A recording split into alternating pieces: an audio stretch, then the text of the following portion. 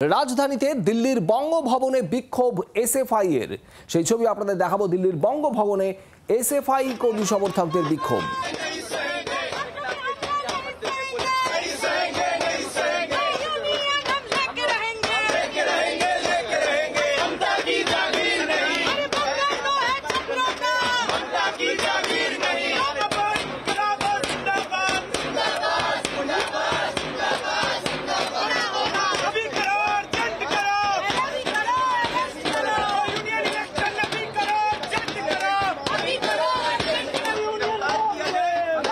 দিল্লি বঙ্গভবনের সামনের এই ছবি আপনারা দেখছেন। যাদবপুরের ঘটনার প্রতিবাদে আজ রাজ্য জুড়ে বিভিন্ন বিশ্ববিদ্যালয় কলেজে বন্ধ, ছাত্র ধর্মঘট ডেকেছে এসএফআই এবং অন্যান্য বাম ছাত্র সংগঠনগুলি। আর দিল্লিতেও এই বিক্ষোভ প্রদর্শন এসএফআই এর দিল্লি বঙ্গভবনের সামনে।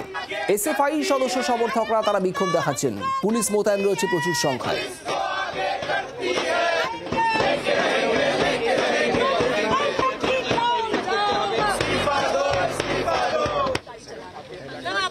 किसी से बात हुई आप लोगों ने कोई अपनी डिमांड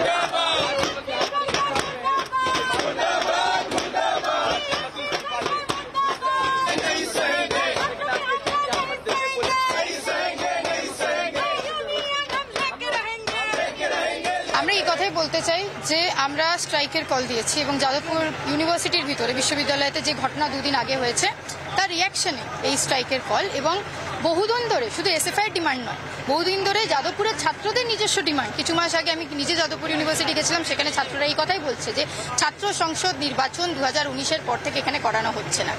এই ডিমান্ড আমাদের পুরো দেশ জুড়ে আছে। বিজেপির বিরুদ্ধেও আমরা এই কথাই বলছি যে সরকার কোথাও না কোথাও স্টুডেন্ট ইউনিয়ন ইলেকশন চাইছে না, ডাকেই আগামী দিনের আমাদের আন্দোলন চলবে যতক্ষণ না ব্রাত্য বসু ইস্তফা দিচ্ছে।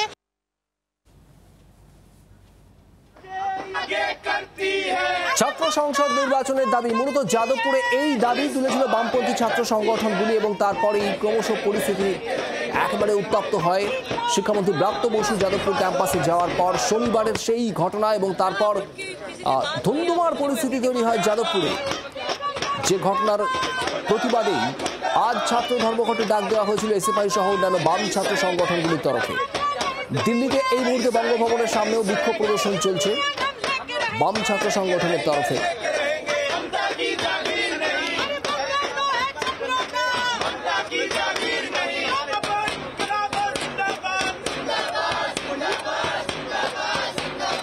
দিল্লি ছবি এই মুহূর্তে আপনারা দেখছেন। ছাত্র সংসদ নির্বাচন দ্রুত হোক, শুধুমাত্র এ রাজ্য নয়, দেশের বিভিন্ন প্রান্তেও ছাত্র সংসদ নির্বাচন বিভিন্ন কলেজে সেটা দ্রুত হোক এমনটাও দাবি উঠছে। বঙ্গভবনের সামনের ছবি আপনারা দেখছেন, প্রচুর পুলিশ মোতায়েন রয়েছে। বাংলার আওয়াজ, বাঙালির আবেগ, জি 24 ঘন্টা।